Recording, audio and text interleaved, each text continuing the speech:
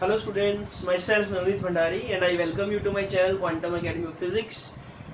This is lecture number 11 I think, हाँ lecture number 11 of chapter second.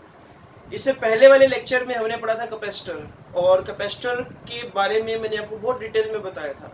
अब जैसे जैसे चैप्टर आपका अपग्रेड हो रहा है मैंने भी अपने आप को अपग्रेड कर लिया. मैं भी नए लुक में आ गया हूँ. चैप्टर डेंजरस होता जा रहा है तो मुझे भी थोड़ा डेंजरस बनना पड़ेगा. तो बच्चों इससे पहले वाले लेक्चर में मैं आपको एक बार थोड़ा सा आइडिया दे देता हूँ कि हमने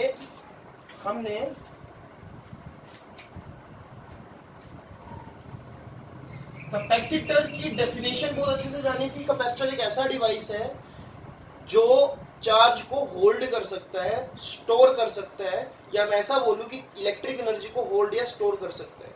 और जब भी जरूरत होगी बहुत ज्यादा अमाउंट में इलेक्ट्रिक एनर्जी की तो ये उसी टाइम क्या सप्लाई कर देगा. तो ये इसका बेनिफिट है. हमने ये जाना था कि भाई कैपेसिटेंस को मैं ये लिख सकता हूँ जैसे ही फॉर्मूला ड्राइव किया था ना, Q directly proportional to V, तो मैंने लिख दिया था Q is equal to C V. तो सी को डिफाइन किया था हमने चार्ज अपॉन पोटेंशियल डिफरेंस. इसकी यूनिट बताई थी हमने फैराड. गुड. फिर हमने एक कैपेसिटर किया था बच्चों, वो था स्फेरिकल कैपेसिटर. ठीक है, स्फेरिकल कैपेसिटर की हमने बात की थी और स्फेरिकल कैपेसिटर का कैपेसिटेंस भी निकाला था जो कि था 4 पाई एप्सिलॉन नॉट आर, या फिर मैं ऐसा बोल दूं आर अपॉन में के. ठीक है, तो ये एक तरह का कैपेसिटर था जिसको मैंने स्फेरिकल कैपेसिटर बोला. आज का जो लेक्चर है बच्चों हमारा वो प्योरली बेस्ड है वो पैरेलल प्लेट कैपेसिटर के ऊपर. राइट. तो एक सुंदर सी हेडिंग दो जरा, explain working and expression of capacitance for a parallel plate capacitor. और मैं आपको भी नोट डाउन कराता हूँ.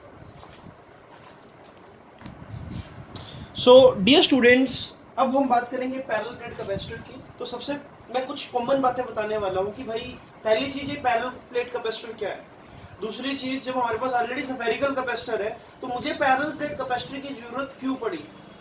तीसरी इंपॉर्टेंट चीज कि भाई पैरेलल प्लेट कैपेसिटर के लिए मुझे कंडीशन क्या क्या चाहिए, किस तरह से मैं बना सकता हूँ. ठीक है, तो इन सब बातों को हम जानेंगे. सबसे पहले डेफिनेशन पर चलते हैं बच्चों कि what you mean by a parallel plate capacitor. जैसे कि इसके नाम में ही लिखा हुआ है पैरेलल और प्लेट भी इसमें लिखा हुआ है, तो मैं ऐसा बोल सकता हूँ कि भाई अगर दो आइडेंटिकल कंडक्टर्स, मतलब दो सेम तरह के कंडक्टर, सेम साइज के कंडक्टर को मैं आमने सामने रखूं बहुत ही कम डिस्टेंस पर, ये d की वैल्यू क्या बहुत कम होनी चाहिए. इनके जो सेपरेटिंग डिस्टेंस है ये मिलीमीटर या सेंटीमीटर या उससे भी छोटा माइक्रोमीटर, इतना अगर क्लोज रखूं मैं तो मैं इस अरेंजमेंट को बोल सकता हूं कि भाई ये क्या पैरेलल प्लेट कैपेसिटर. बीच में जो मीडियम होना चाहिए वो एक इंसुलेटिंग मीडियम होना चाहिए, नॉन कंडक्टिंग बोल सकता हूं मैं. So it is arrangement of two conducting plates which should be oppositely charged. इस पर पॉजिटिव है तो सामने वाले पर नेगेटिव होना चाहिए. वो भी बताऊंगा कि पॉजिटिव नेगेटिव कैसे आएगा. ठीक है, और सेम अमाउंट में होगा. जितना पॉजिटिव चार्ज इसके ऊपर है उतना ही नेगेटिव चार्ज इसके ऊपर आएगा. अब ऐसी कंडीशन लाने का एक प्रोसेस है, वो भी मैं आपको क्या भी बताने वाला हूं. तो इस तरह के अरेंजमेंट को मैं बोलूंगा parallel plate capacitor. I hope कि आपको डेफिनेशन क्लियर होगी पैरेलल प्लेट कैपेसिटर की बच्चों. अब कंडीशन क्या क्या चाहिए मुझे, कंडीशन देख लो कि जो ये दो प्लेट्स में यूज कर रहा हूं वो सेम साइज की होनी चाहिए, सेम एरिया होना चाहिए उनका. So area of plate should be identical, I can say same. दूसरी चीज, जो सेपरेटिंग डिस्टेंस है वो प्लेट के साइज के कंपैरेटिवली बहुत कम होना चाहिए. अगर प्लेट का एरिया 10 सेंटीमीटर स्क्वायर है तो ये 10 मिलीमीटर कम से कम साइज होना चाहिए, बहुत कम. क्योंकि जितना ज्यादा क्लोज प्लेट्स होगी उतना ज्यादा कैपेसिटेंस बढ़ेगा. ये चीज मैं प्रूव भी करूंगा कि भाई डी की वैल्यू जितनी कम करूंगा उतना ज्यादा कैपेसिटेंस ज्यादा होगा. तो मैंने कंडीशंस लिख दी यहाँ पर कि भाई प्लेट्स कंडक्टिंग होनी चाहिए, एरिया आइडेंटिकल होना चाहिए और इस सेपरेटिंग डिस्टेंस दो आमने सामने प्लेट्स का बहुत ही नैरो, बहुत ही कम होना चाहिए. ये बात क्लियर हुई बच्चों आपको. चलो, तो अब इस बात के आंसर पर आते हैं कि मुझे पैरेलल प्लेट कैपेसिटर की जरूरत क्यों है. अब एक आप हेडिंग में लिख सकते हो, why parallel plate capacitors are better than spherical capacitor. हालांकि सीबीएसई में ऐसा कोई क्वेश्चन कभी नहीं पूछा जाएगा, लेकिन आपकी जनरल नॉलेज के लिए बहुत इंपॉर्टेंट है। तो अगर मैं स्फेरिकल कैपेसिटर की बात करूं, स्फेरिकल कैपेसिटर पर ये जैसे मैं बना भी रखा है यहाँ पर, लो जी, चार्ज डिस्ट्रीब्यूट तो हमने कर दिया, ठीक है। अब इसकी जो इलेक्ट्रिकल एनर्जी है, अगर मैं इलेक्ट्रिक फील्ड लाइंस ड्रॉ करूं, यहां पर जाएगी ऐसे, यहां पर जाएगी ऐसे, यहां पर ऐसे, सब तरफ फैली हुई है, हर तरफ डिस्ट्रीब्यूशन है एनर्जी का, हर तरफ एनर्जी का डिस्ट्रीब्यूशन है। अगर मैं चाहूंगा कि भाई मेरे यहां पर एक डिवाइस को एनर्जी मिले, तो उस एनर्जी का बहुत कम हिस्सा मिल पाएगा इसमें, है ना, हर तरफ फैला हुआ है। ये बिल्कुल उस तरह से है कि भाई अगर मान लो एक मेरी फिजिक्स की क्लास है, और मेरी फिजिक्स की क्लास में सपोज एक स्टूडेंट है जिसका नाम है केतन। अब मैं केतन को बोलूं, केतन तूने मेरे सभी लेक्चर्स नोट डाउन करने हैं, तो उसने क्या किया, एक पहले दिन आया, वो पहले दिन उसने क्या 4-5 पेजेस भरे लेक्चर से। अगले दिन वो नोटबुक भूल गया, तो उसने क्या दूसरी नोटबुक उठाई, उस पर अगला लेक्चर नोट डाउन कर लिया, 3-4 दिन उसी पे नोट डाउन किया। फिर उससे अगले दिन क्या हुआ कि भाई उसको मेरी फिजिक्स की नोटबुक दोबारा से मिल गई, जिसमें उसने पहला लेक्चर नोट डाउन किया था, तब उसने उस पर दोबारा से नोट डाउन कर लिया। ऐसे करते करते पूरे साल में उसने 10-15 नोटबुक्स लगाई। अब सपोज एक और स्टूडेंट, मान लो हर्षित, उसे घर गया, तो वो बोलेगा कि भाई मुझे ना फिजिक्स के पेपर की तैयारी करनी है, अब मुझे बहुत ज्यादा कंसेप्ट की रिक्वायरमेंट है, मुझे बहुत ज्यादा एनर्जी की रिक्वायरमेंट है, मुझे जरा नोट्स दे दे। अब वो क्या बोलेगा, भाई मेरे पहले चैप्टर के नोट्स पड़े हैं उस अलमीरा में, दूसरे चैप्टर के नोट्स पड़े ऊपर वाले रूम में, तीसरे चैप्टर के नोट्स शायद मुझसे मेरा दोस्त अंकित मांग के ले गया, और चौथे चैप्टर के जो नोट्स है वो मेरे बैग में पड़े होंगे, और पांचवें चैप्टर के नोट्स है वो पड़ोसी के रूम में पड़े होंगे, और जो छठे चैप्टर के नोट्स है वो शायद पता नहीं कहां पर है। तो कहने का मतलब ये है कि भाई उसके जो नोट्स है वो डिस्ट्रीब्यूटेड है हर जगह, वो एक जगह एक पर्सन को सारे नोट्स नहीं दे सकता। अब उसके बाद क्या हुआ कि वही हर्षित अपनी क्लास की जो मॉनिटर उसके पास गया, एक लड़की के पास। अब लड़कियों की हैबिट क्या होती है कि लड़कियां बड़े ऑर्गेनाइज वे में रखती है सारी चीजें, सारे नोट्स एकदम कॉम्पैक्ट, वो लगाकर इंडेक्स बनाकर अच्छे से, तो वो बोलते मुझे नोट्स चाहिए। अब उसने क्या सडनली उसको एक नोटबुक दी, इसी में क्या सारे नोट्स हैं, नवनीत सर के पढ़ ले, पेपर में बहुत अच्छे नंबर आएंगे और तू क्या सीबीएसई में टॉप कर सकता है। तो भाई वो नोट्स ले आया और ऐसा ही हुआ। तो अब यहां से मुझे समझ आ रहा है कि भाई अगर एनर्जी की रिक्वायरमेंट सडन है, ऑल ऑफ सडन एनर्जी चाहिए, तो उसके लिए एक बहुत कम ऐसा रीजन होना चाहिए जहां पर वो सारी इलेक्ट्रिक एनर्जी को क्या फेंक दे सामने की तरफ। लेकिन सफेद के केस में देखना जरा, यहां से इन्फिनिटी तक एनर्जी फैली हुई, यहां से इन्फिनिटी तक एनर्जी फैली हुई, यहां से इन्फिनिटी तक एनर्जी फैली हुई, यहां से भी इन्फिनिटी तक एनर्जी फैली हुई है। ये इसकी हालत बिल्कुल इसी की तरह है कि नोटबुक अलग अलग जगह बिखेर रखी है। अब एनर्जी की रिक्वायरमेंट है तो क्या करे, तो इसलिए मैं ये बोल सकता हूं कि भाई स्फेरिकल जो कैपेसिटर है, पहली बात तो उनका कैपेसिटेंस कम होता है, दूसरी बात जो इलेक्ट्रिकल एनर्जी है इट इज नॉट ऑर्गेनाइज्ड, या मैं बोल सकता हूं electrical energy is distributed from R to infinity, दूर दूर तक फैली हुई है। इसलिए मुझे अगर एनर्जी की रिक्वायरमेंट होगी तो मैं इस पे भरोसा नहीं कर सकता। चार्ज स्टोर कर सकता है, कंडक्टर है, बिल्कुल चार्ज स्टोर करेगा, बट एनर्जी का भरोसा नहीं कर सकता क्योंकि इसके पास ऑर्गेनाइज में कुछ नहीं। अगर मैं पैरेलल प्लेट कैपेसिटर की बात करूं बच्चों, देखो यहां पर सारा पॉजिटिव चार्ज, अभी मैं इसके डेरिवेशन पर भी आऊंगा, लेकिन अभी एक बार समझो जरा।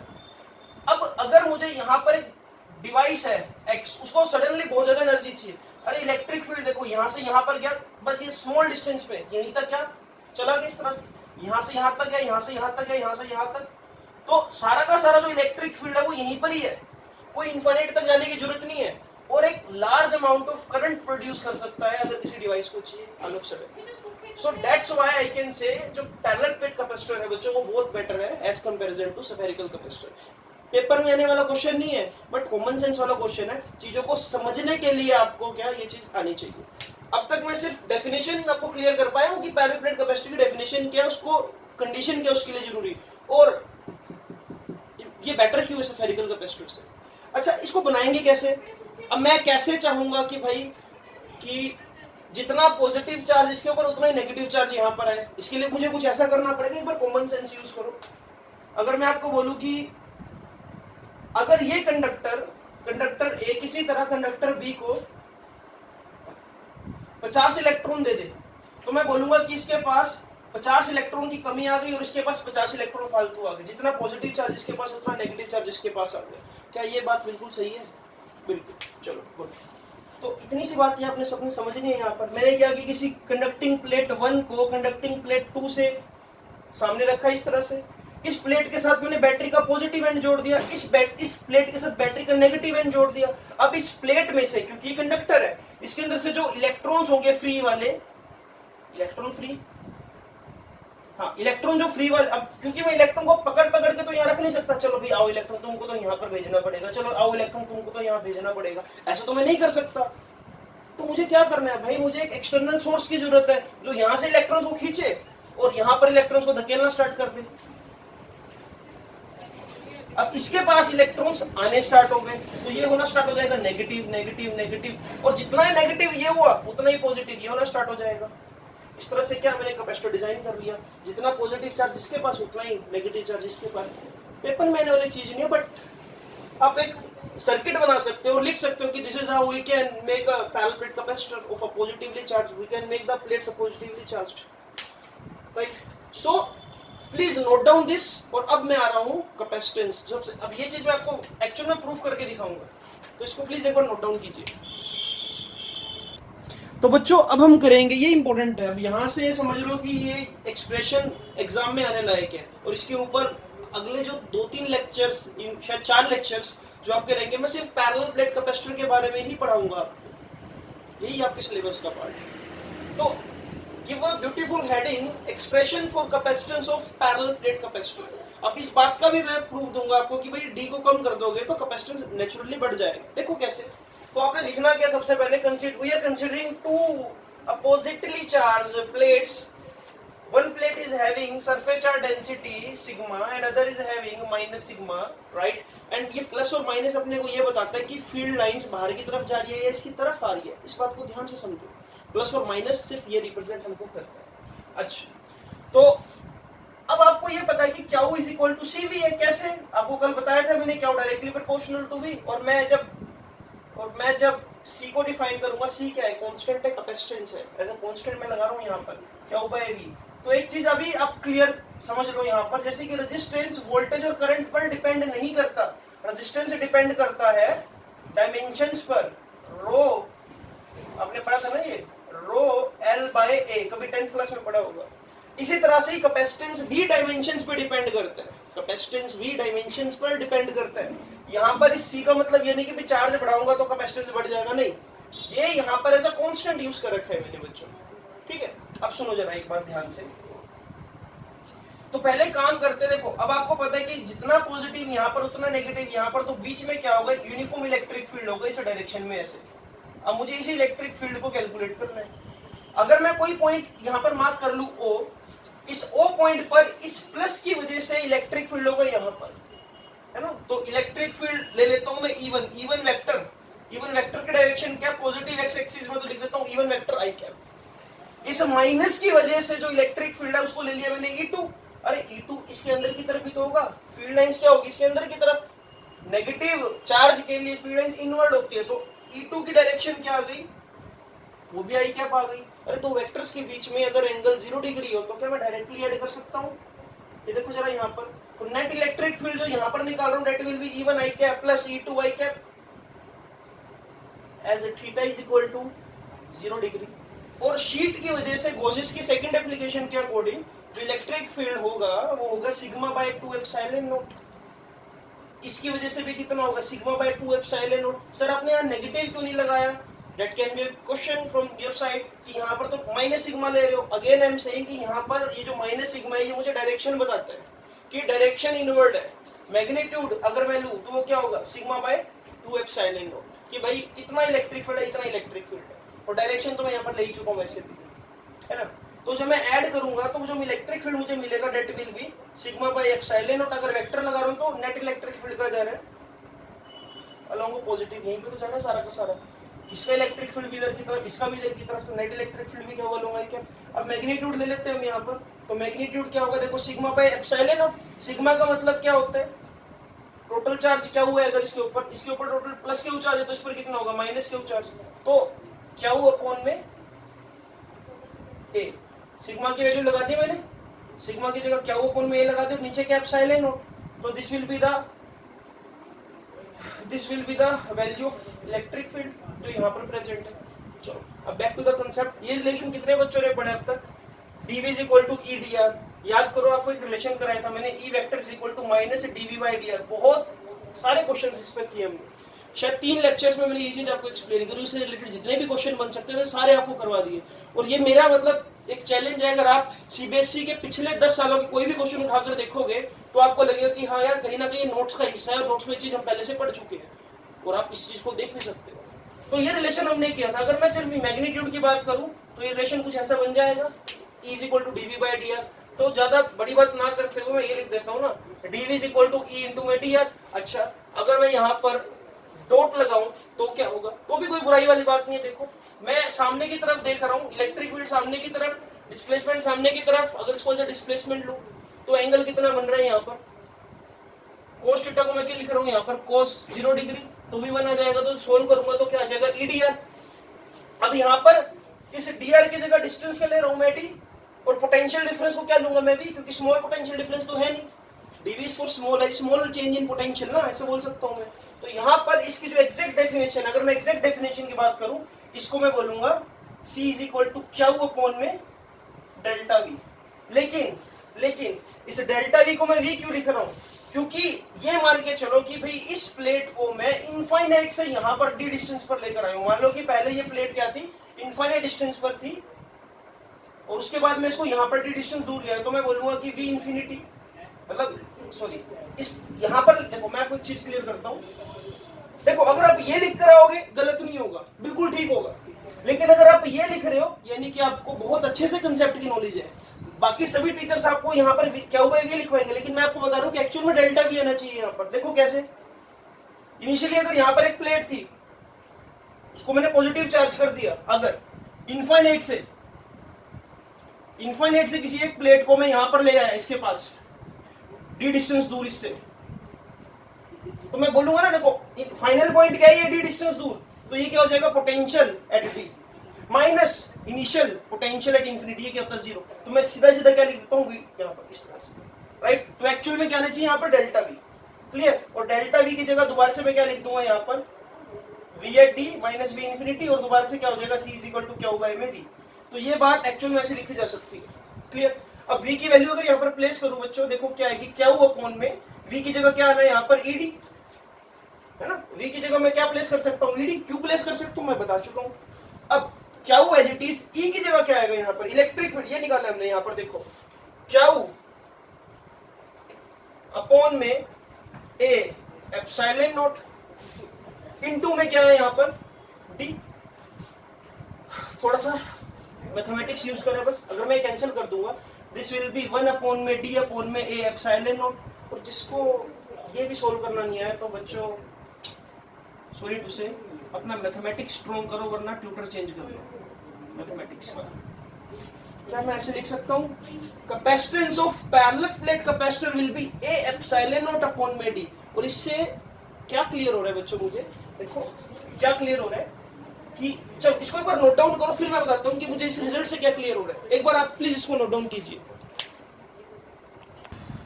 तो बच्चों जैसा आपको बताया कि भाई जो कैपेसिटेंस हमने निकाला है पैरेलल प्लेट का, it is a epsilon naught by में d। तो जैसा आप पहले से समझते हैं कि c inversely proportional to r है d, यानी कि अगर मैं प्लेट्स का जो सेपरेटिंग डिस्टेंस है उसको बहुत कम कर दूं तो कैपेसिटेंस बढ़ना स्टार्ट हो जाएगा, है ना। To make a best capacitor which is parallel plate, you will choose the capacitor with the minimum separation। अगर मैं एरिया ज्यादा करूं, एरिया ज्यादा करने से क्या होगा भाई? एरिया ज्यादा करने से सरफेस चार्ज डेंसिटी ज्यादा हो जाएगी, क्या बाय ए, सॉरी मैं ऐसा ज्यादा चार्ज एक्यूमुलेट होगा, मैं ऐसा बोल सकता हूँ ना। एरिया ना ऐसा बोलूं, देखो अगर मैं एरिया ज्यादा लूंगा तो अल्टीमेटली क्या होगा? उसके ऊपर चार्ज ज्यादा एक्यूमुलेट हो सकता है। चार्ज ज्यादा एक्यूमुलेट होगा तो उसकी कैपेसिटी बढ़ गई अपने आप, है ना। अगर मैं आपको बोलूं कि भाई पहले आपके पास एक 200 गज का मकान है जिसमें आप 4 गाड़ियां खड़ी कर सकते हो, अगर आपको मैं 100 गज एक्स्ट्रा दे दूं तो शायद आप 2 गाड़ियां और खड़ी कर सको। तो आपके पास क्या एरिया बढ़ने से स्टोरेज कैपेसिटी बढ़ गई। इसी तरह से ही capacitance is depending on epsilon naught, ये इस चीज पर भी डिपेंड करता है कि बीच में जो प्लेट्स के जो डाइलेक्ट्रिक मीडियम, डाइलेक्ट्रिक वर्ड मैं आपको समझाऊंगा थोड़ी देर बाद या फिर अगले लेक्चर में, अभी समझो इंसुलेटिंग मीडियम जो मैं ले रहा हूँ वो इंसुलेटिंग मीडियम पे डिपेंड कर रहा है, क्योंकि इंसुलेटिंग मीडियम अगर मैं चेंज करूंगा तो एप्सिलॉन नॉट ये जो है ये वाली वैल्यू परमिटिविटी चेंज हो जाएगी, तो उस चीज पर भी कैपेसिटेंस डिपेंड करता है। तो आई होप कि आपको पैरेलल प्लेट कैपेसिटर अच्छे से समझ आया होगा बच्चों, इंपॉर्टेंट भी है। एक छोटा सा क्वेश्चन देख लेते हैं, बिल्कुल इजी क्वेश्चन है और कंसेप्ट अगर आपने पढ़ लिया तो क्वेश्चन आपके सामने कुछ भी नहीं है। अगर आप चाहो तो इस वीडियो को पॉज करके क्वेश्चन खुद से ट्राई करना ईमानदार बच्चों की तरह। अगर दो पैरेलल प्लेट कैपेसिटर का एरियाज का रेशियो दे दिया 1:4 और सेपरेशन का रेशियो दे दिया 1:2, आपको बताना है कि उनके कैपेसिटेंस का रेशियो क्या होगा। तो आप सिंपली क्या करोगे, C1 is equal to A1 epsilon by में D1, C2 is equal to A2 epsilon by में D2, और जब आप C1 by C2 करोगे बच्चों तो आपको मिल जाएगा यहाँ पर A1 by A2 into D2 by D1 करके देख लेना, और उसके बाद A1 by A2 की वैल्यू यानी कि 1:4 और D2 by D1 की वैल्यू यानी कि 2:1 पुट कर देना और आपको आंसर मिल जाएगा 1:2। Very simple question. इसके सीबीएसई क्वेश्चन भी मैं आपसे डिस्कस करूंगा बच्चों धीरे धीरे। अब एक और एक्सप्रेशन कर लेते हैं पैरेलल प्लेट कैपेसिटर से रिगार्डिंग, इसको आप जल्दी से नोट डाउन कर लो। तो बच्चों मीनवाइल मुझे एक और चीज याद आ गई, वैसे तो सीबीएसई टॉपिक नहीं है बट अगर आपको माइंड में एकदम क्वेश्चन उठने लग जाए कि भाई अगर अगर अगर अगर क्वेश्चन क्वेश्चन क्वेश्चन क्वेश्चन क्या है लिख देता हूं मैं, force exerted by one plate of capacitor on another। अगर माइंड में आपकी क्यूरियोसिटी उठ जाए कि भाई अगर ये एक पैरेलल प्लेट कैपेसिटर है, ऐसे कुछ बना देता हूं मैं इस तरह से, तो इस पर है plus plus plus plus plus और इस पर है negative negative negative negative negative negative negative negative, ठीक है। और आप देख पा रहे हो कि भाई दोनों में कहीं ना कहीं क्या फोर्स ऑफ अट्रैक्शन और फोर्स ऑफ रिपल्शन है, ऐसा आप बोल सकते हो, ठीक है। फोर्स ऑफ अट्रैक्शन है, रिपल्शन नहीं है। सो इस तरह से मैंने बना दिया। अब एक चीज देखो जरा, अगर इस प्लेट के ऊपर माइनस क्यू चार्ज है, अगर मुझे ये बताना हो कि ये प्लेट 1 प्लेट 2 पर कितना फोर्स एक्सर्ट कर रही है, तो वो मैं कैसे पता लगाऊंगा? बिल्कुल लगा सकते हैं। देखो इसकी वजह से इलेक्ट्रिक फील्ड कितना है, E1 वेक्टर, किस डायरेक्शन में है, अलोंग आई कैप। तो मैं लिख देता हूं E1 वेक्टर क्या हो गया आपके पास, sigma by 2 epsilon naught along i cap, x axis ले लेते हैं, ठीक है। चलो, तो फोर्स का फॉर्मूला क्या होता है बच्चों, क्यू इनटू में E। अगर मैं मैग्नीट्यूड लिखूंगा तो मैं ऐसे लिख सकता हूं, अगर वेक्टर लिखूंगा तो ऐसे लिख दूंगा मैं इसको, क्यू इनटू में E वेक्टर। इसके ऊपर कितना चार्ज है, माइनस क्यू। इसके ऊपर मतलब E की वैल्यू क्या है, E वेक्टर की वैल्यू क्या है, sigma by 2 epsilon not. Sigma को क्या लिख सकता हूं मैं, सिग्मा को, इस सिग्मा को प्लस क्यू। अब मैं यहाँ पर माइनस प्लस क्यू कंसीडर कर रहा हूं क्योंकि मैं वेक्टर की बात कर रहा हूं, एफ वेक्टर की। और माइनस प्लस अगर कंसीडर ना करूं तो मैं मैग्नीट्यूड की बात कर रहा हूं। Very simple. देखो तो यहाँ पर क्या है बच्चों, देखो माइनस क्यू, इस सिग्मा की जगह क्या लिख सकता हूं मैं, Q by A 2 epsilon naught. तो ये रिजल्ट क्या बन जाएगा, माइनस क्यू स्क्वायर अपॉन में 2 एप्सिलॉन नॉट ए। डायरेक्शन क्या होगी, डायरेक्शन क्या होगी, लोंग आई क्या। अगर मैं मैग्नीट्यूड की बात करूं भी, मैग्नीट्यूड बताओ, तो सिंपल सा रिजल्ट है, इसको याद रख लो। मैग्नीट्यूड क्या होगा, क्यू स्क्वायर अपॉन में 2a epsilon. So this is the force experience by force exerted by one plate on another. इसको लिख लो, इंपॉर्टेंट नहीं है सीबीएसई के पॉइंट ऑफ व्यू से, बट फिर भी पता तो होना चाहिए।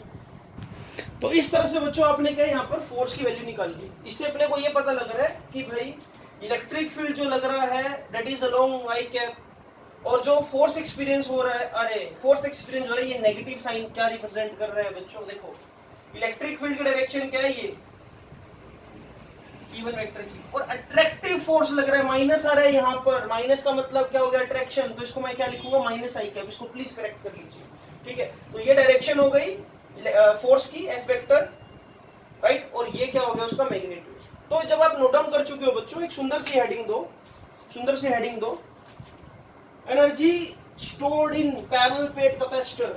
Derive the expression for energy stored in parallel plate capacitor. बहुत ही इंपॉर्टेंट एक्सप्रेशन है ये. तो एक हेडिंग दीजिए जरा, हेडिंग दीजिए जरा, drive expression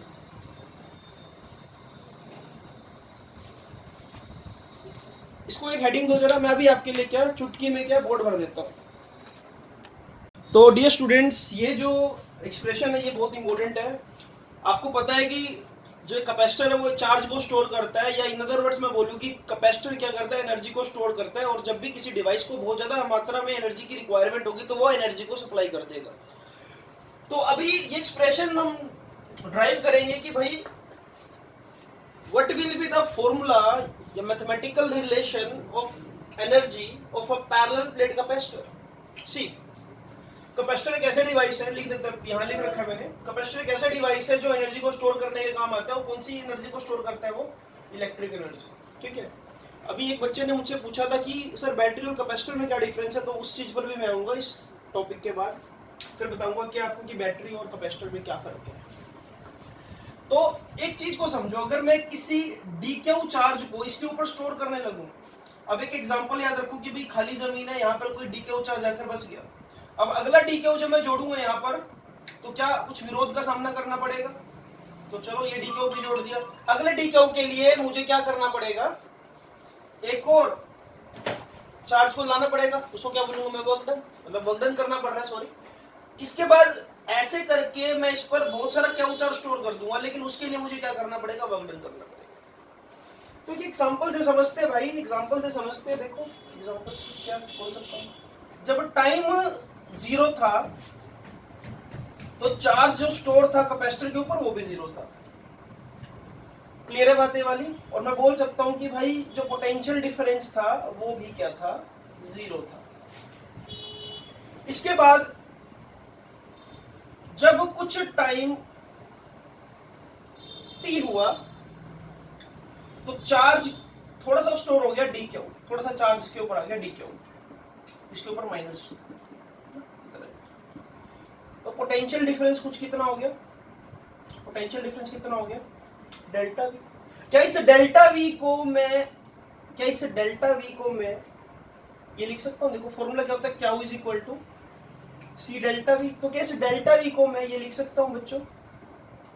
D Q upon में सी. कैपेसिटेंस तो देखो उसकी कैपेबिलिटी है कि कितना वो कैपेसिटेंस इस चीज पर डिपेंड नहीं करता कि चार्ज डी क्यू है या क्या हुआ है.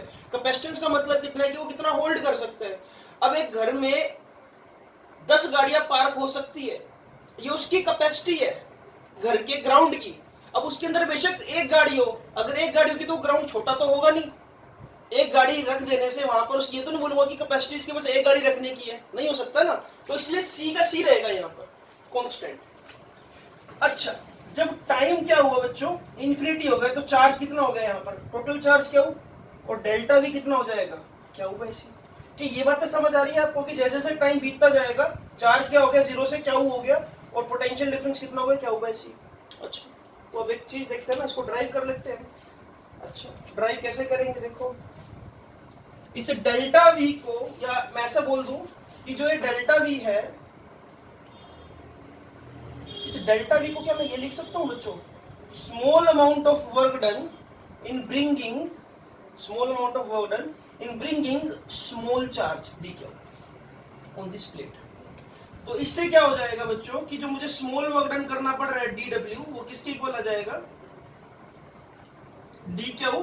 और डेल्टा वी, और आपको पता है डेल्टा वी को मैं वी लिख सकता हूं. तो मैं वो वी क्यों लिख सकता हूं? इसके लिए क्या 10 मिनट पीछे वीडियो वो कीजिए, आपको पता लग जाएगा. तो D W is equal to क्या आ जाएगा बच्चों? V D Q.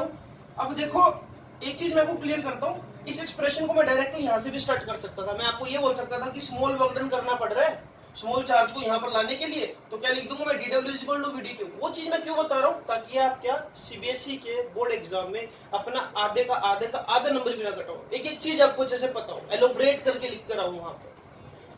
एकदम ऐसा एक्सप्रेशन लिख कर आओ कि एग्जामिनर भी क्या सोच में पड़ जाए कि भाई बच्चे को लगता है बहुत ज्यादा अच्छे किसी यूट्यूबर ने पढ़ाया है या किसी अच्छे फिजिक्स टीचर ने पढ़ाया. Thank me later.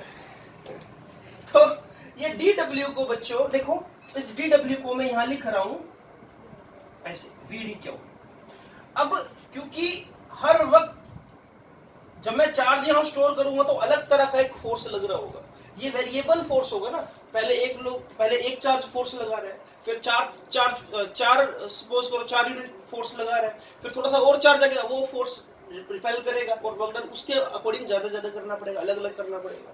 तो मैं क्या करूंगा, जहां पर कुछ वेरिएबल मिले तो भाई दोनों साइड इंटीग्रेशन कर दो, यहाँ पर भी इंटीग्रेशन, यहाँ पर भी इंटीग्रेशन। चार्ज आपने देखो डी क्यू है ना, चार्ज आपने 0 से कितना स्टोर कर दिया, क्यू, कैपिटल क्यू।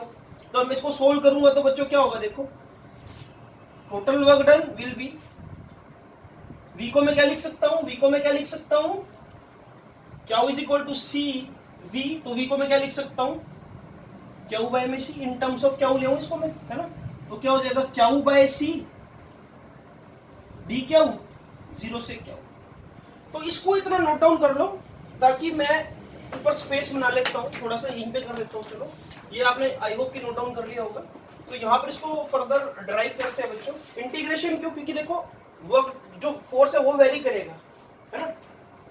तो W will be Q into D Q, capacitance तो फिक्स है 1/c, इंटीग्रेशन किसका करना है, क्यू, और साथ में क्या है डी क्यू, 0 से क्यू।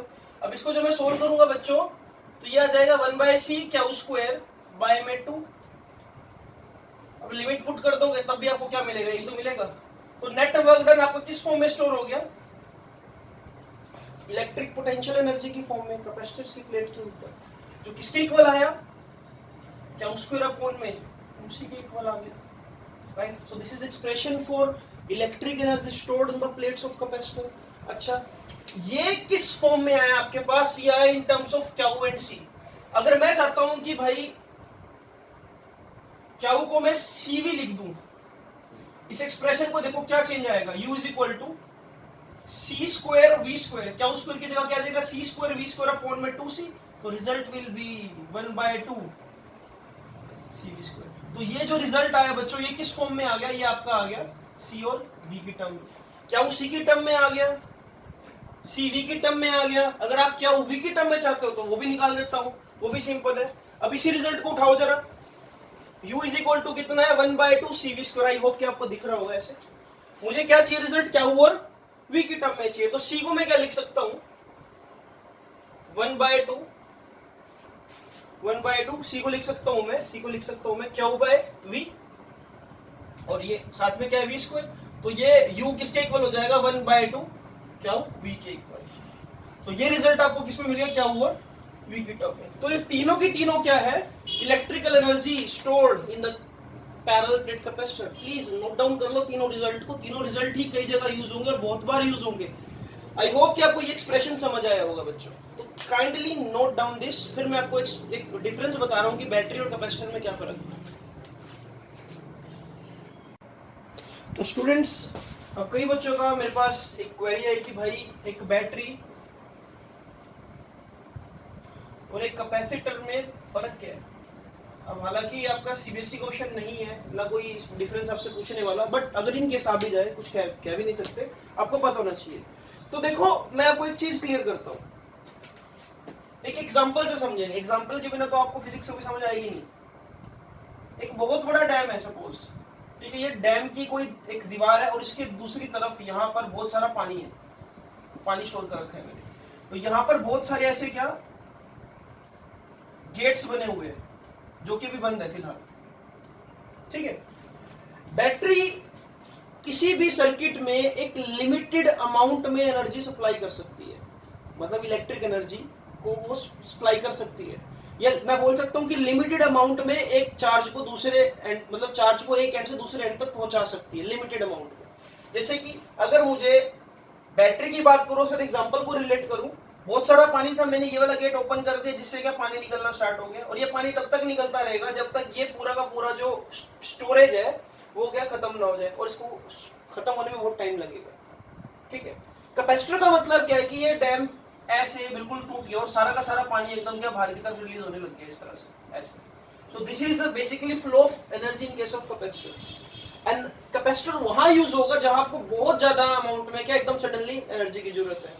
कभी आपने देखा होगा पुरानी हिंदी मूवीज में क्या होता था कि भाई जो हीरो है, हीरो वेंटिलेटर पे लेटा हुआ है बिल्कुल, और उसको क्या मतलब जब सभी उम्मीद छोड़ चुके हैं तो शॉक, इलेक्ट्रिकल शॉक्स दिए जाते हैं उसको, ऐसे चेस्ट में उसको ऐसे रखते हैं, एकदम वो एकदम वाइब्रेट होता है, हिलता है, फिर दोबारा रखते हैं, फिर वाइब्रेट होता है। अब वो जो शॉक होते हैं वो 1000 वोल्ट तक के होते हैं। इतनी एनर्जी सडनली कहां से? कैपेसिटर से। बैटरी नहीं दे सकती वो एनर्जी, राइट? तो कैपेसिटर आपको सडनली लार्ज अमाउंट में एनर्जी सप्लाई करेगा। और एक मेन डिफरेंस और है बच्चों, बैटरी क्या करती है? बैटरी, अभी आपने, अगर आपको इलेक्ट्रोकेमिस्ट्री चैप्टर चल रहा होगा, बैटरी केमिकल के सहारे चलती है। बैटरी केमिकल एनर्जी को कन्वर्ट करेगी इलेक्ट्रिक एनर्जी में। इसका प्रिंसिपल ये है कि केमिकल्स को क्या, इलेक्ट्रोलाइट की फॉर्म में आप समझ सकते हो कि भाई चार्ज का डिसोसिएशन हो रहा है, एनोड से कैथोड, कैथोड से एनोड, ये सब कुछ, और इससे क्या इलेक्ट्रिकल एनर्जी बन रही है, चार्ज फ्लो कर रहा है कहीं ना कहीं। बट कैपेसिटर के केस में ऐसा नहीं है। कैपेसिटर क्या केमिकल एनर्जी को इलेक्ट्रिकल एनर्जी में कन्वर्ट करता है? नहीं, कैपेसिटर इस प्रिंसिपल पे काम नहीं करता है। कैपेसिटर सिर्फ इलेक्ट्रिक एनर्जी को स्टोर करता है और जब भी आपको जरूरत होगी तो आपको क्या वो एनर्जी हाजिर कर देगा। एक और एग्जांपल से समझते हैं, कभी आपने देखी होगी बच्चों, एक होता है फ्लैश लाइट, जो एकदम अगर आपकी आंखों में पड़े तो एकदम बहुत ब्राइट, ज्यादा इंटेंसिटी की लाइट आपकी आंखों में आ रही है और आप देख नहीं पाते एकदम सडनली, और वो कभी जल रही है कभी बुझ रही है एकदम सडनली। वो अगर रेगुलर पड़ती रहे तो शायद आप अंधे भी हो सकते हो अगर वो बहुत स्ट्रॉन्ग फ्लैश हुआ। एक होती है टॉर्च की लाइट। टॉर्च की लाइट और उस फ्लैश में जमीन आसमान का फर्क है। टॉर्च की लाइट को एनर्जी कौन दे रहा है? वहां कैपेसिटर नहीं लगा, वहां पर क्या लगी हुई है? बैटरी। ठीक है, लिमिटेड एनर्जी सप्लाई करेगी, राइट? और कैपेसिटर क्या करेगा? कैपेसिटर बहुत लार्ज इंटेंसिटी की लाइट को क्या थ्रो करेगा। सो ये डिफरेंस है भाई, battery converts chemical energy into electrical energy, but capacitor stores energy and it can provide large amount of electric energy for very small period of time. But battery के case में ऐसा नहीं है। ठीक है, तो कुछ और बेहतरीन क्वेश्चंस करते हैं बच्चों। इस लेक्चर को मैं फिर फिनिश करता हूँ। आज के लेक्चर के नोट्स अपने साथ साथ बनाने, अगर आप मुझे कहोगे तो मैं भी नोट्स प्रोवाइड कर दूंगा, बट अगेन प्रेफरेंस किस चीज को दो कि आप खुद से नोट्स बना सको, इसको अपना क्लासरूम ही समझो। ठीक है, तो एक बार कुछ हेडिंग दो जरा, इंपॉर्टेंट न्यूमेरिकल्स। तो बच्चों आज का जो कमेंट क्वेश्चन है वो मैं पहले करा रहा हूँ। अभी मेरा माइंड था कि मैंने माइंड मेकअप किया है कि जो क्वेश्चंस मैं आपको अभी इंपॉर्टेंट कराने वाला था, क्यों ना उसको एक असाइनमेंट दिया जाए और पहले आप उसको ट्राई करो। तो अगली वीडियो में मैं पैरेलल प्लेट कैपेसिटर को ही डिस्कस करूंगा, तो फिर कंबाइंडली मैं बहुत सारे क्वेश्चंस करा दूंगा। क्योंकि अभी हम अगली वीडियो में ये भी पढ़ने वाले हैं कि भाई अगर प्लेट्स के बीच में कोई मेटेलिक प्लेट को इंसर्ट कर दे तो क्या होगा, किसी डाइलेक्ट्रिक प्लेट को या इंसुलेटिंग मीडियम को इंसर्ट कर दे तो क्या होगा। ठीक है, तो वो कई सारे क्वेश्चंस उस पर बन सकते हैं। तो पहले थोड़ा सा कंसेप्ट को आगे बढ़ा देते हैं, फिर न्यूमेरिकल्स पर आएंगे। और न्यूमेरिकल्स के लिए स्पेशल, जैसे कि पहले बनाता है, एक अलग से एक वीडियो बना दूंगा। तब तक के लिए कमेंट का क्वेश्चन देख लीजिए। 64 आइडेंटिकल ड्रॉप्स जो कि सफेरिकल है ऑब्वियसली, और हर एक ड्रॉप की कैपेसिटी है कितनी? 5 माइक्रोफेराड। इनको कंबाइन कर दिया गया और एक बड़ी ड्रॉप बनी।